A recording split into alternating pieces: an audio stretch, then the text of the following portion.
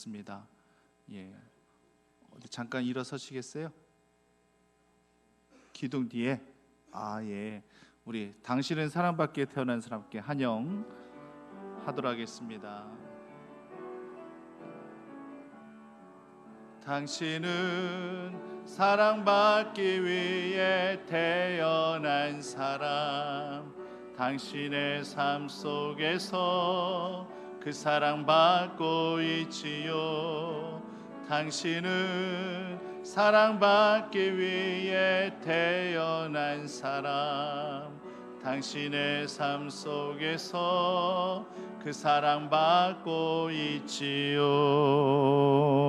환영합니다. 잠깐 기도하겠습니다. 하나님, 우리 김용수 집사의 남편 되신 우리 김상훈 성도님, 또 이렇게 저에게는 많이 오셨지만 이렇게 정식으로 등록하여 이렇게 하나님 앞에 영광 올려드립니다. 하나님, 우리 김상훈 성도님의 삶 가운데 늘 친히 동행하시고 앞으로 주의 역사심이 우리 김상훈 성도님의 생애를 통하여 능력으로 나타나게 인도하여 주시옵소서. 이 가정에 더욱더 신령한 복이 더해지고 채워지게 하시기를 원하오며 예수님의 이름으로 기도드립니다. 아멘. 예, 끝나시고 저를 만나보시고 가시면 감사하겠습니다. 할렐루야. 우리 앞뒤 옆에 계시면 인사 나누겠습니다. 잘 지내셨죠?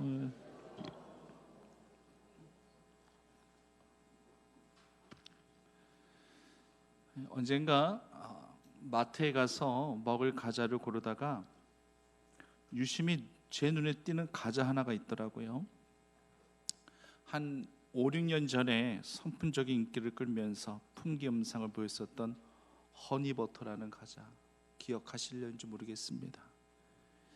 그때 당시 그 과자가 뭐라고, 그 과자 사기 위해서 마트에서 줄을 서며 기다리고 있었던 그런 장면이 뉴스에서 연신 보도될 정도로 엄청난 이슈가 되었던 것을 지금도 생생하게 기억합니다. 저도 호기심에 그 과자 한번 먹어볼까 해서 이것저것 다녀본 적도 있었어요. 요 바로 앞에 마트 사장님이 저를 위해서 하나 몰래 이렇게 숨겨놓으셨다가 저한테 주시곤 했던 그런 기억이 있네요. 그렇게 힘들게 구해서 그 과자 먹노라면 뭐 특별한 맛도 아닌데 뭐 그렇게 행복감을 느꼈었는지, 희소 가치가 있다 보니까 아마 그렇게 느껴지는 감정이겠죠. 5, 6년이 지난 지금 지천에 깔려 있습니다. 그냥 굴러다니고 있는데도 사람들이 이제는 눈길 하나 주지 않는 그런 평범한 그런 과자로 전락되고 말았어요. 이 유행 따라요, 사람의 마음이 유동치는 것을 보게 됩니다. 세상은 언제나 그랬어요. 유행을 선동하고요, 유행에 기승하여 사람의 그런 마음과 정신을 다 쏙 빼놓는 거예요. 세상의 가치는 다 그러합니다. 유행할 때는 그 가치가 상승해서 풍기 영상이 나타나고 소유조차 하기 힘든 것이 된다 할지라도 시간이 지나가면 어느새 지천에 널려 있었어도 거들떠보지도 않는 그런 가치로 허락되어지는 거, 이건 너무 일상적인 거 아니겠습니까? 그렇게 유행에 민감하게 반응한 것이 우리 인생이에요. 요즘 세상이 아주 흉흉합니다. 정말 어느 한 부분 마음 둘 구석 한 군데도 없다는 생각이 들 정도로 사건과 사고와 재난이 끊어지지 아니하는 그런 말세 치마를 지금 저희들이 살아가고 있습니다. 요즘 제일 구하기 힘든 게 뭔지 아십니까? 마스크입니다. 동이 다 나버렸어요. 품절입니다. 언제 우리가 이렇게 마스크 하나 구하기 힘들어가지고 이렇게 전전긍긍하던 그때 그 시절이 있었었나 싶은 생각이 들 정도입니다. 물론 이 코로나 바이러스가 이제 언젠가는 잠잠해질 겁니다. 잠잠해지게 되면 그때 마스크 구하는 것이 그렇게 또 어려운 일은 아니겠습니다만은, 그때 마스크가 굴러다녀도 또 거들떠보지 않게 될 그때가 오겠습니다만은, 지금은 귀한 시대예요. 정말 예수님께서 주신 말씀이요, 정말 우리 가슴판에 칵 박히는 그런 때에 우리가 살아가고 있습니다. 내가 너에게 평안을 끼치노니 이 평안은 세상이 주는 것 같지 아니하니라. 정말 이 세상이 그 어떤 평안을 우리에게 줄 수 있겠습니까? 유행이 끝나면 마치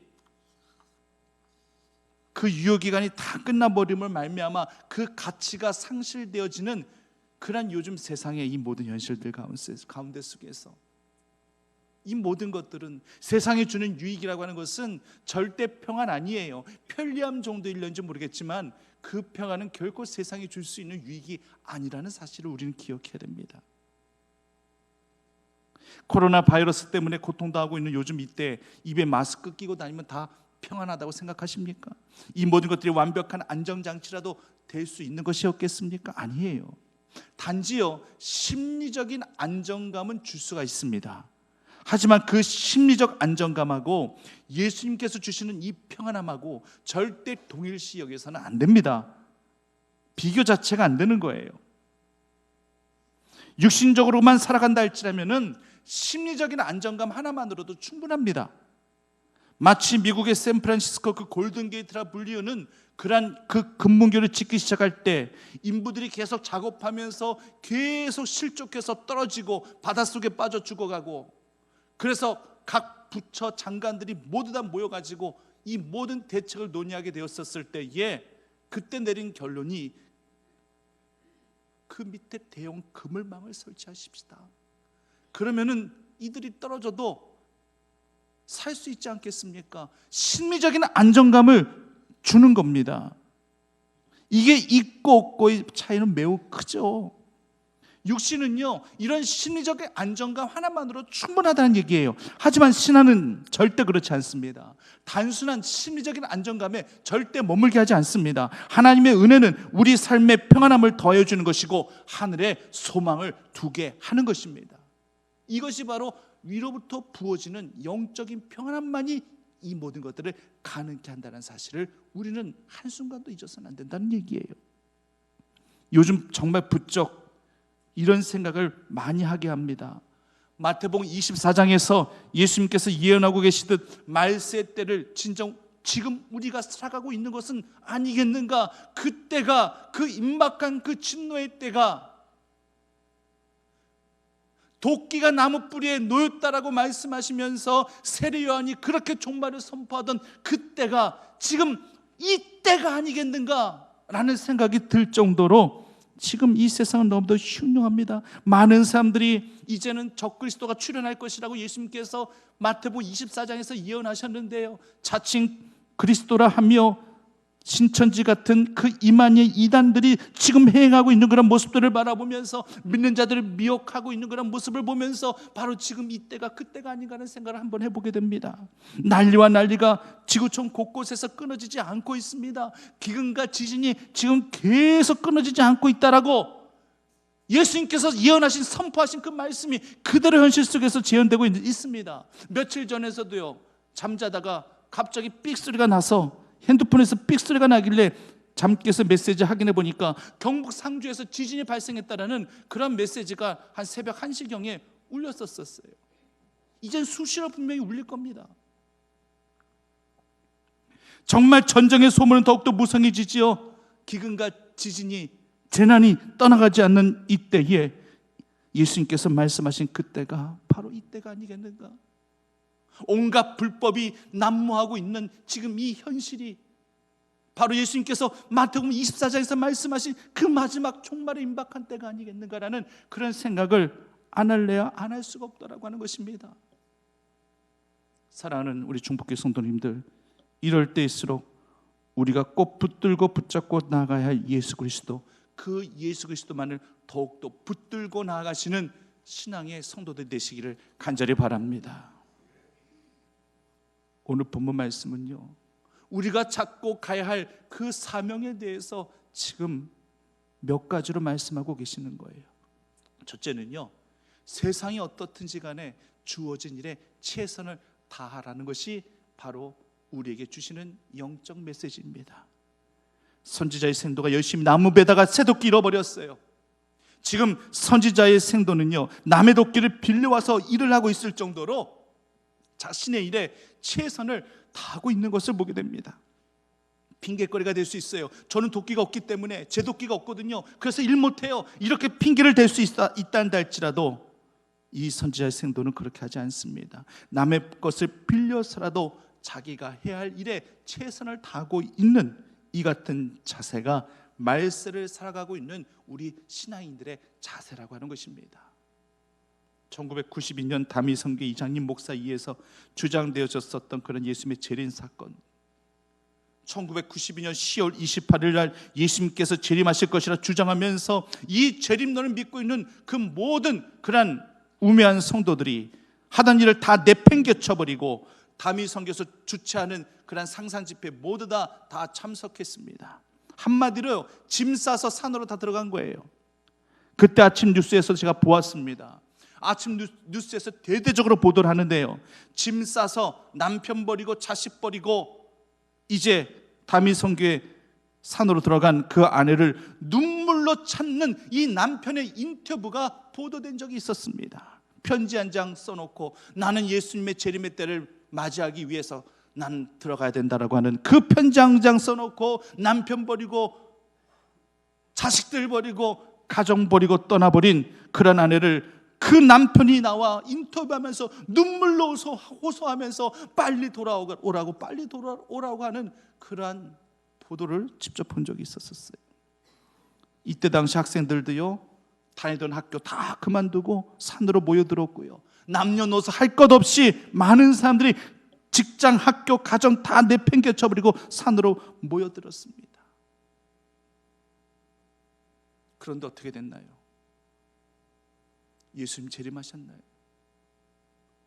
인간은요, 강한 것 같으면서도 이렇게 연약해요. 인간의 정신이 위대한 것 같아 보인단다 할지라도 이렇게 미혹되어지면은요, 앞뒤를 구분을 못하는 게 이게 바로 인간이라고 하는 것입니다. 예수님의 재림의 때는 하나님 외에는 아무도 모른다라고 분명히 성경에서 예수님께서 말씀하셨건만 한 번 미혹되니까요, 이제는 예수님의 말씀도, 성경에 직접 말씀하신 예수님의 말씀도 믿으려 하질 않아요. 그저 신비적인 체험을 통해서 미혹되니까 목사도 거기에 휘둘리고요, 많은 사람들이, 수많은 무리들이 거기에 미혹되더라고 하는 것입니다. 이게 인간이에요. 얼마나 무지한지, 얼마나 우매한지. 우리가 그 강야 시대 이스라엘 백성들만 몰아갈 것도 없습니다. 우리도 그때 당시 그 삶의 자리에 있었다면은요, 우리도 별반 다를 거 없으리라 생각돼요. 아무도 가신할 것이 아무것도 없어요. 성도님들, 세상이 흉흉할수록, 세상이 점점 임박한 진노에 대해서 그 진노를 피해가지 못할 정도로 그렇게 변해져 가고 타락해져 간단다 할지라도 이때 이러면 이럴수록 부득불 우리의 감당해야 할 일들에 있어서 최선을 다할 수 있는 그런 믿음의 성도들이 되시기를 간절히 바랍니다. 방금 전에 제가 언급드렸던 마태복음 24장에서 그 말세, 그 종말의 때에 대해서 예수님께서 말씀하시면서 이런 말씀도 36절 말씀에서 이렇게 하셨어요. 그러나 그날과 그때는 아무도 모르나니 하늘의 천사들도 아들도 모르고 오직 아버지께서만 아시느니라. 41절 42절 말씀에서는 연곡부 이렇게 예수님께서 말씀하셨습니다. 두 여자가 맷돌질을 하고 있음에 한 사람은 데려가고 한 사람은 버려둠을 당할 것이니라. 그러므로 깨어있으라. 어느 날에 너희 주가 임할는지 너희가 알지 못함이니라. 맷돌질을 하고 있다는 것은요, 여자들의 일상적인 그런 생활을 의미하는 거예요. 지금은 맷돌을 잘 보기 힘들지만 우리 할머니 세대 때만 해도 집안에 다 맷돌이 있었습니다. 그때 당시 무슨 믹서기가 있었겠어요. 맷돌을 다 갈아가시면서 그렇게 다 요리를 하셨습니다. 우리가요, 마라나타의 신앙으로, 마라나타가 무엇입니까? 아멘 주 예수여 오시옵소서. 이 마라나타의 신앙으로 주님을 기다리고 있는 것이, 이것이 바로 성경적이나 그날과 그때와 그 시는 우리가 모르므로 우리는 매 순간순간마다 영혼을 사모하는 마음으로 최선을 다해서 살아가는 것, 이것이 바로 우리들에게 주시는 영적 메시지임을 성도님들이 꼭 기억하시기를 간절히 바랍니다. 둘째는요, 잃은 것은 포기하지 말고 반드시 찾으라는 그러한 메시지를 또 우리에게 주고 계십니다. 사람은요, 누구나 세 개의 명을 갖고 있습니다. 세 개의 명이 무엇이냐? 생명과 소명과 사명이에요. 생명은요, 소명을 위해 있는 것이고, 소명은요, 사명을 위해서 있는 것입니다.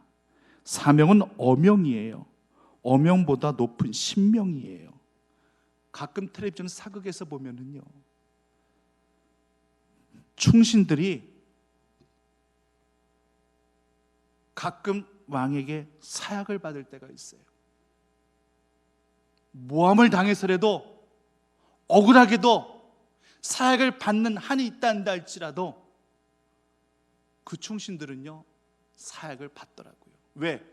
그게 바로 내가 따르고 모시던 왕이 내린 어명이기 때문에. 이것이 불합리하다 한다 할지라도, 이것이 모함이라 한다 할지라도, 이것이 억울한 것이라 한다 할지라도 왕이 내리는 어명 앞에는 순순히 기쁨으로 그 사약을 받들고 삶을 마감하는 그런 모습을 TV를 통해서 간혹 본 적이 있습니다. 성도님들, 잃어버린 것을 찾는 것은요, 이것은 주님의 어명이에요. 주님께서 우리에게 말씀하신 당부이며 어명이라고 하는 것입니다. 예수님께서 이것 때문에 내가 이 땅에 왔다라고까지 얘기하고 계세요. 누가복음 19장 10절 말씀에서는 인자의 온 것은 잃어버린 자를 찾아 구원하려 함이니라. 잃어버린 자를 찾기 위해서 내가 이 땅에 왔다라고 예수님께서 말씀하셨습니다. 그러면서도 우리들에게도 잃어버린 것은 어떤 방법이든 찾아야 함을 우리에게 말씀을 통해서 교훈해주고 계시는 것입니다. 지하철 유실물 센터 같은 데 가보면요, 사람들이 분실한 분실물들이 빼곡하게 차 있습니다. 근데 그 중에 그 대부분의 것들은요, 있어도 그만, 없어도 대만, 없어도 그만, 이 모든 것들로 다 채워져 있는 거예요. 별로 중요하게 생각지 않은 것들이 다 채워져 있다라고 하는 것입니다. 만약 귀금속이나 핸드폰이나 돈이나 이런 것들을 잃어버렸다는 할지라면 당장이라도 전화해서 분실물센터, 유실물센터 그런 곳에 찾아가서 다시금 자기 소유 삼겠죠. 그러나 하찮은 것들이라 생각하니까 그냥 내버려 두는 거예요. 안타까운 것은요, 하나님을 향한 우리의 믿음도 이렇게 잃어버린 바 되어졌는데 하찮게 여김으로 말미암아 어딘가에 그렇게 방치되어 놓고 방치시켜 놓고 그렇게 살아가고 있는 우리 삶의 모습은 아니겠는가를 한번 점검해 보자라는 것입니다. 그 믿음이 우리를 영원한 하나님의 나라로 인도해 주는 절대적인 것임에도 불구하고 그 믿음을 잃어버린 채 살아가고 있지는 아니한가 한번 내 자신을 점검해 보자라는 얘기입니다. 올해표가 뭡니까? 회복입니다. 그리고 비전입니다. 회복이라고 하는 것은 원래 것을 되찾는 것이 회복이에요. 건강을 회복하자 한다 할지라면 내가 예전처럼 건강함을 다시금 되찾는다는 것을 의미하는 거 아니겠습니까? 잃어버린 것을 회복하는 것이 바로 하나님의 뜻이에요. 3대 회복 가운데 열정의 회복이 있습니다. 여러분, 신앙생활의 열정을 잃어버리면 우리는 살아도 사는 거 아니에요. 살았다는 이름만 갖고 있을 뿐이지 실상은 죽은 믿음이라고 그렇게 이야기한다 할지라도 우리는 거기에 절대 토를 달 수가 없습니다. 장수의 상징이라고 흔히 말하는 바다거북은 수명이 한 400년 이때까지 살 수 있다는 얘기예요.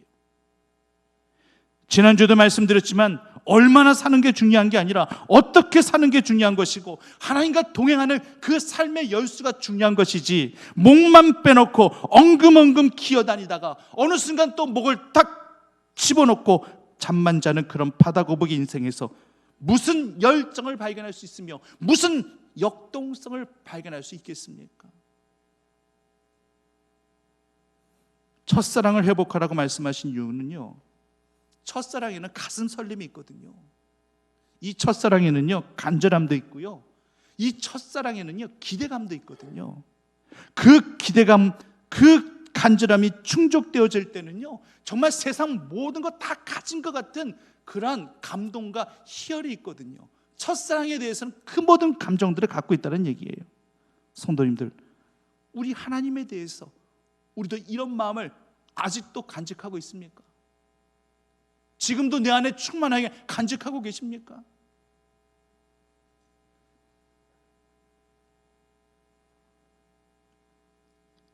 올 한 해 하나님을 향한 열정을 회복하시길 바랍니다.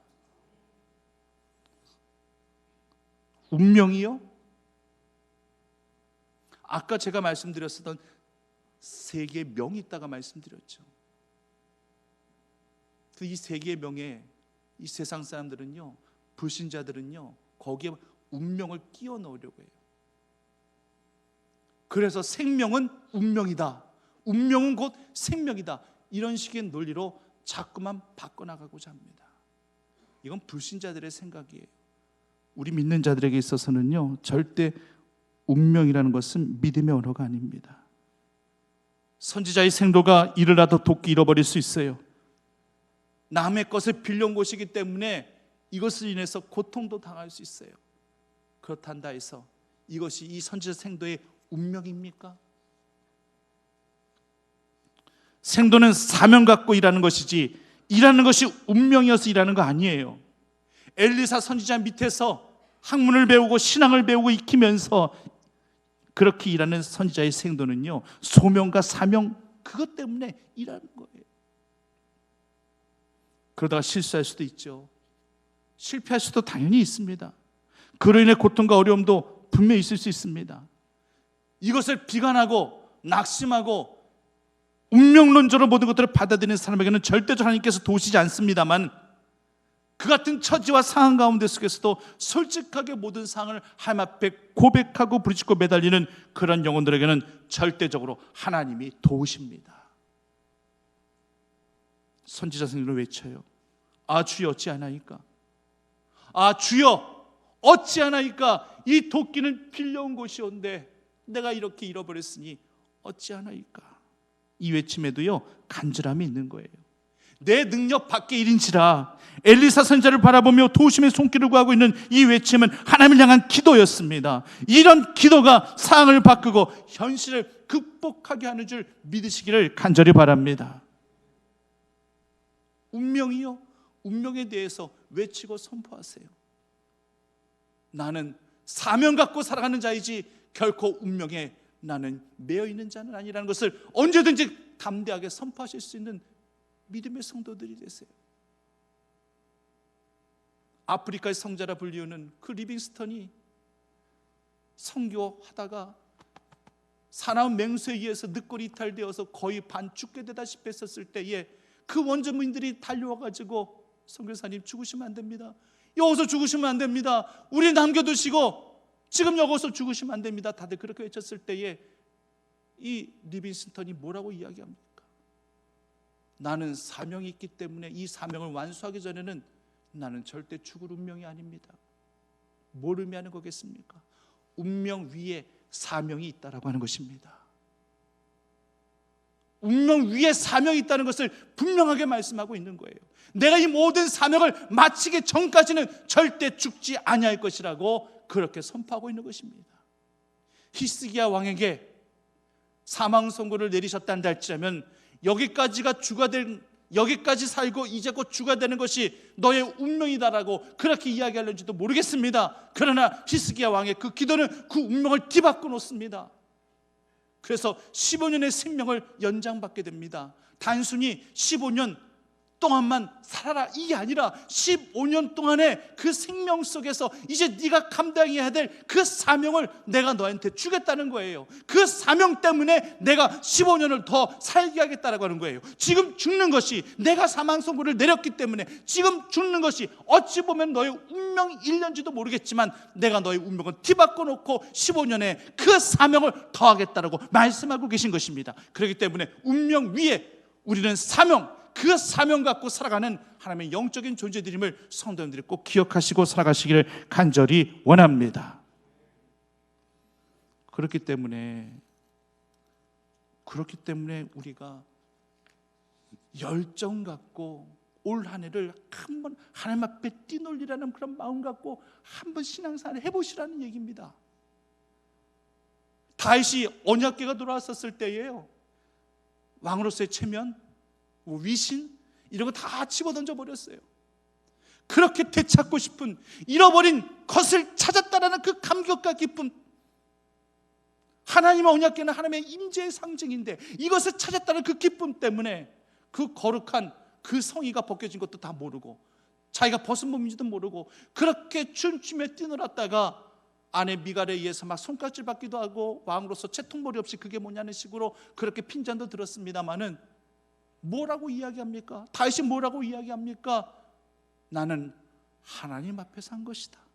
나는 여호와 앞에 산 것이다. 내가 여호와 앞에 뛰놀리라. 여러분, 뛰노는 것도 열정이 있어야지 뛰노는 거예요. 가끔씩 젊은 아이들 그렇게 나이트장 같은 데 가서 열심히 춤추고 하는 것도 걔네들도 그런 열정이 있으니까 그렇게 하는 거예요. 그런 열정을 신앙으로만 되돌릴 수 있다는 할지는 얼마나 좋겠습니까? TV를 통해서 그 백종원의 골목 식당 보니까 그 돈가스 집이 제주도로 이사를 갔거든요. 근데 제주도에서 소문이 나가지고 그거 먹으려고 새벽부터 가가지고 줄 서고 있어요. 새벽 1-2시부터 가가지고요 거기서 아예 텐트를 치고 거기서 대기하고 있더라는 얘기예요. 이것도 열정이 있으니까 가능한 거죠. 저나 여러분들 같았으면 그렇게 할까요? 그렇게 돈가스 하나 드시려고 새벽 1-2시부터 그렇게 가셔가지고 기다리시겠습니까? 그렇게 혹시라도 졸리면 잘 수도 있으니까 거기에 텐트까지 치면서 그렇게 기다리시겠습니까? 오홍식 집사님 그렇게 기다리실 수 있어요? 예? 우리 열정 있으신 집사님 그렇게 해서 돈가스 드시겠습니까? 그런 신앙적 열심이 있다는 할지라면은 새벽에 정말로 새벽자대 나오려고 텐트까지 내가 이곳에서 친다는 그런 마음 갖고 그런 열정을 하나님께로 올려드리면은 하나님께서 얼마나 기뻐하시겠습니까? 사랑하는 우리 충북의 성도님들은 잃어버린 열정들을 다시금 되찾고 주님께 모든 것들을 쏟아 부어내실 수 있는 믿음의 성도님이 되시기를 간절히 원합니다. 올 한 해는 정말 수면에 쫙 가라앉은 우리 신앙의 열정, 열심들을 회복할 수 있었으면 좋겠어요. 이 통 안에 물이 깨끗한지 더러운지 사실 육안으로 딱 보면은요 잘 알지 못해요. 근데 어떻게 하면 되냐? 한번 흔들어 보면 되잖아요. 한번 흔들어 보면은요 깨끗한 물은 그냥 깨끗한 물 그대로 그냥 찰랑찰랑일 뿐이고, 만약 더러웠었던 물이면은요 그 수면 밑에 쫙 가라앉아 있었던 그런 더러운 침전물들, 더러운 이 부유물들이 어떻게 되냐면은 위로 붕 뜨게 될 겁니다. 흔들었기 때문에 가라앉았던 것들이 위로 다 뜨게 되어 있어요. 그러면은 이제 뜰채 같은 걸로 그 침전물들과 부유물들을 이렇게 걷어내면 되겠죠. 그렇다고 해서 완벽하게 깨끗한 물은 되는 건 아니겠지만은 그래도 그렇게 걷어내면 되는 거예요. 하나님도요 우리를 분명 흔드십니다. 절대 가만히 내버려 두질 않으세요. 우리를 흔드신 이유는요 다 수면 위에 뜨게 하시기 위해서, 내 실체를 내가 제대로 알고 보게 하기 위해서 분명 떠오르는 것들이 있게 하시고, 우리를 하여금 그 떠오르는 것들을 보게 하셔가지고 우리를 하여금 결단하게 하시게끔 그렇게 하시기 위해서 하나님께서 우리를 분명히 흔드십니다. 그런데 떠오르는 것들을 보면 두 가지 유형으로 구분해 볼 수 있어요. 하나는 방금 전에 말씀드렸던 내 안에 있는 불순물들이 분명히 떠오르게 될 것입니다. 수면에 쫙 앉아 있었던 나의 허물, 나의 죄성, 나의 게으름, 나의 인색함, 나의 불순종 등등 이런 것들이 쫙 떠오르게 되어 있어요. 이 해결함을 받아야 될 이 불순물들이 필경 떠오르면은요 우리는 그때 회개함으로 그 뜰채를 가지고 걷어내면 되는 거예요. 절대 가만히 내버려 두면 안 되는 거예요. 하나님께서 우리를 흔드시는 이유는 이 모든 것들을 수면 위에 떠오르게 하시는 것이고, 그것을 걷어내라고 하나님께서 우리를 흔드시는 거예요. 걷어내는 거 우리가 걷어내면 되는 것입니다. 회개의 뜰채로 늘 걷어내셔서 하나님 앞에 순전한 모습으로 늘 서실 수 있는 충북교회 성도님이 되시기를 간절히 바랍니다. 그리고 떠오른 또 다른 유형이 있죠. 그동안 또 같이 수면 아래 가라앉아 있었었던 그런 우리의 열정과 우리의 헌신들, 수면 아래 가라앉아 있었었던 하나님을 향한 사랑, 하나님을 향한 충성, 가라앉아 있었었던 기도, 가라앉아 있었던 전도 열심, 가라앉아 있었던 이 모든 능력들을 하나님께서는 다 떠오르게 하셔서 이전 이런 것들이 내 안에 있었었는데 그동안 수면 아래 잠잠히 있다 보니까 내가 모르고 깨닫지 못하고 그렇게 살아왔었구나. 이런 것들이 나에게 있었었는데 내가 이제 이것들을 내 소유로 더욱더 삼고 이제는 내 안에 더욱더 퍼뜨려 나가야 되겠구나. 이런 자각과 결단과 선을 하기 위해서 하나님께서는 우리를 잡고 흔드시는 거예요. 이렇게 떠오르는 것들은 두 가지 유형으로 떠오를 때, 한 가지 유형은 분명히 제거하시고 뜰채로 제거하시고, 그리고 이것들은 모두 다 꼭 내 소유 삼고 내 신앙의 자양제로 삼아 나가실 수 있는 그러한 우리 믿음의 자녀들이 되시기를 간절히 원합니다. 골리앗과의 싸움 이전까지 다윗은 이세의 막내 아들에 불과했어요. 블레셋과의 전쟁 가운데 속에서 다윗은 수면 아래 가라앉은 존재였습니다. 하지만 어느새 그는 골리앗과 일대를 승부하는 승부사로 떠올랐어요. 그를 승리하게 되죠. 하나님 이름으로 나갔더만 승리하였죠. 그때부터 다윗은 이제 수면에 가라앉은 존재가 아니라 수면 위로 떠 있는 존재로 두각을 나타내기 시작했습니다. 성도님들, 새도끼는 물속에 있어봤자 녹쓰는 것 외에는 아무런 유익이 없어요. 그래서 새도끼를 떠올리게 하셨어요. 엘리사 선지자 새도끼를 떠올리게 하셨고, 그래서 그것을 집으라고 말씀하셨습니다. 이젠 우리도 집어야 될 것입니다. 수면 안에 밑에 가라앉은 그 모든 것들을 하나님 분명히 떠올리게 하실 것이고, 떠오른 그 모든 것들을 우리가 신앙의 손길로 꼭 붙들고 붙잡고 사명자로 그 삶이 변화되어질 수 있는 귀한 신령 은혜가 성도님들에게 있으시기를 간절히 원합니다. 이제 말씀을 정리합니다. 주님 안에서 잃어버린 평안을 되찾으시고, 잃어버린 사랑과 믿음 다시금 되찾으시고, 높이 높이 바다를 가로지르고 바다 위를 점프하는 돌고래처럼 그렇게 올 한 해 열정을 회복하고 포효하며 신앙생활에 승리만이 차고 넘쳐날 수 있도록 역사하시는 귀한 은혜가 넘치시기만을 간절히 축원합니다. 하나님 아버지, 우리 위에 떠오르는 것들을 우리가 직접 목격하게 하시고,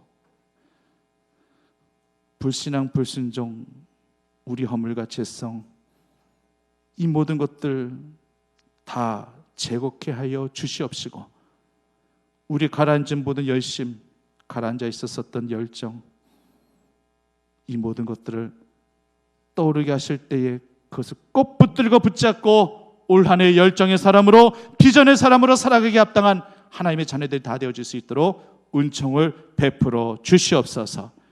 예수님의 이름으로 기도드립니다.